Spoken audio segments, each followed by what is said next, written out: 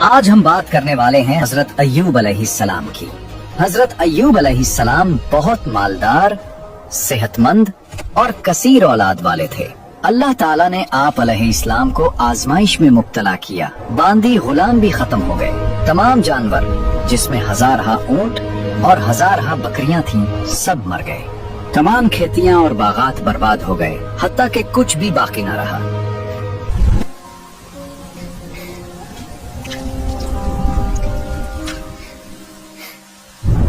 رحمہ، یہ سب میرے رب کی طرف سے تھا، جس نے دیا اسی نے واپس لے لیا۔ میں صبر کروں گی میرے آقا۔ ان کٹھن حالات میں آپ علیہ السلام کا مقدس طرز عمل یہ رہا کہ جب آپ علیہ السلام کو ان چیزوں کے ہلاک اور ضائع ہونے کی خبر دی جاتی تو آپ اللہ تعالیٰ کی حمد بجا لاتے اور فرماتے تھے، میرا کیا ہے، جس کا تھا اس نے لیا۔ جب تک اس نے مجھے دے رکھا تھا میرے پاس تھا، جب اس نے چاہا لے لیا، اس کا شکر ادا ہو ہی نہیں سکتا۔ اس کے بعد آپ علیہ السلام جسمانی آزمائش میں مبتلا ہو گئے۔ تمام جسم شریف میں آبلے پڑ گئے اور تمام بدن مبارک زخموں سے بھر گیا۔ یا اللہ، تو ہی میرا خالق ہے۔ میرے زخموں پر کیڑے لگ گئے ہیں، میرے تمام جانور، ہزاروں اونٹ اور بکریاں سب چلے گئے، پر میری زبان پر تیرا شکر باقی ہے۔ یا اللہ، یہ میرے ساتھ کیا ہوا؟ اس حال میں سب لوگوں نے چھوڑ دیا، البتہ آپ کی زوجہ محترمہ رحمت بنت افراہیم نے نہ چھوڑا اور وہ آپ کی خدمت کرتی رہی۔ یہ زخم، یہ درد دل برداشت نہیں کر پاتا۔ میرے آقا، آپ تو اللہ کے برگزیدہ نبی ہیں، پھر بھی اتنی آزمائش۔ اللہ اپنے بندوں کو کبھی ان کی طاقت سے زیادہ نہیں آزماتا۔ یہ زخم، یہ درد آئے، سب اس کی رحمت ہیں۔ جب حضرت ایوب طویل عرصے تک بیمار رہے، ان کے جسم پر زخم اور گھاؤ ہو گئے، جسم کمزور ہو گیا اور سب لوگ انہیں چھوڑ کر چلے گئے۔ ان کی بیوی رحمہ ہر دن ان کی خدمت کرتی، انہیں کھانا کھلاتی، زخموں پر مرہم لگاتی۔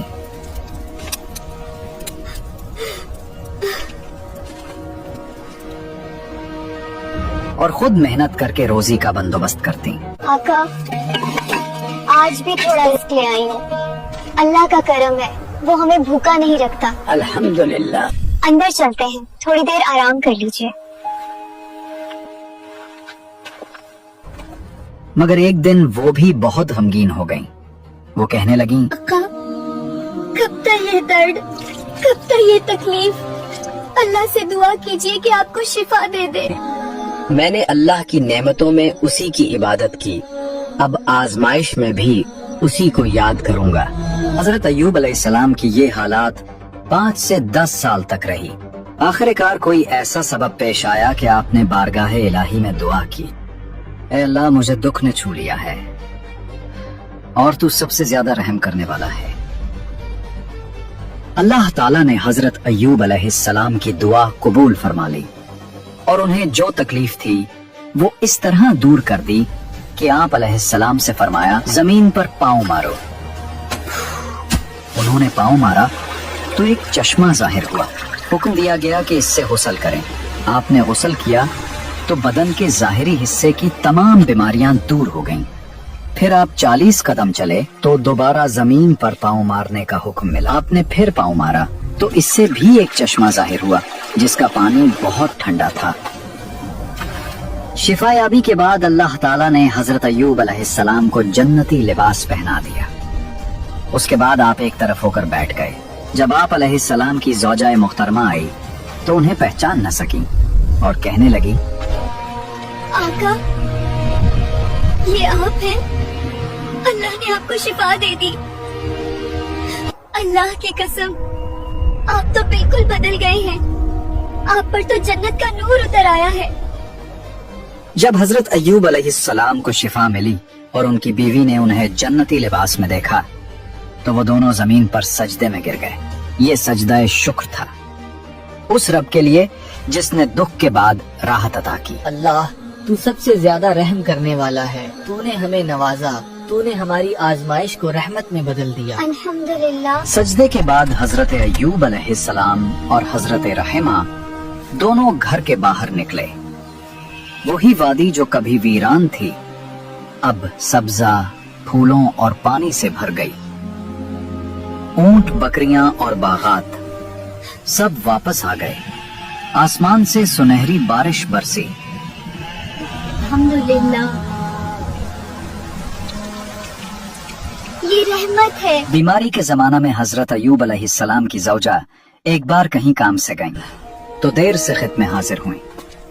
आका, मैं आ गई हूँ। चूंकि तकलीफ और कमजोरी की वजह से बहुत से उमूर खुद न कर पाते थे और जौजा ही मुआविन थी, तो जौजा की अदम मौजूदगी में गालिबन सख्त आजमाइश का मामला आया, जिससे बेकरार होकर आप अलैहिस्सलाम ने कसम खाई कि मैं तंदुरुस्त होकर तुम्हें 100 कोड़े मारूंगा। जब हजरत अय्यूब अलैहिस्सलाम सेहतयाब हुए तो अल्लाह ताला ने हुक्म दिया कि आप अलैहिस्सलाम उन्हें झाड़ू मार दें और अपनी कसम न तोड़ी। चुनाचे हजरत अय्यूब अलैहिस्सलाम ने 100 तीलियों वाला एक झाड़ू लेकर अपनी जौजा को एक ही बार मार दिया। आजमाइश खत्म होने के बाद हजरत अय्यूब अलैहिस्सलाम ने 70 साल नेमत और राहत में जिंदगी बसर की और हजरत इब्राहिम अलैहिस्सलाम की शरीयत पर अमल पैरा रहे। आपकी औलाद और कौम भी इसी दीन पर कारबंद रही। बाज उलमा के नजदीक 99 साल की उम्र में और बाज के नजदीक उनसे ज्यादा बरस की उम्र में हजरत अय्यूब अलैहिस्सलाम की वफात हुई। दोस्तों, यहाँ ये बात याद रखें हजरत अय्यूब अलैहिस्सलाम की बीमारी के बारे में। आम तौर पर लोगों में मशहूर है कि आपको कोढ़ की बीमारी हो गई थी, जबकि ये सरासर गलत है और हरगिज आपको या कोई नबी भी कभी कूड़ा या जजाम की बीमारी में मुब्तला नहीं हुआ। अल्लाह ताला अपनी बारगाह के मुकर्रब बंदों को आजमाइश और इम्तिहान में मुब्तला फरमाता है और उनकी आजमाइश इस बात की दलील नहीं कि अल्लाह ताला उनसे नाराज है, बल्कि ये उनकी बारगाह इलाही में इज्जत और कुर्ब की दलील है। हजरत साद रजी अल्लाह अन्हु फरमाते हैं, मैंने अर्ज की, या रसूलुल्लाह सल्लल्लाहु अलैहि वसल्लम, लोगों में सबसे ज्यादा आजमाइश किस पर होती है? इरशाद फरमाया, आदमी की आजमाइश उसके दीन के मुताबिक होती है।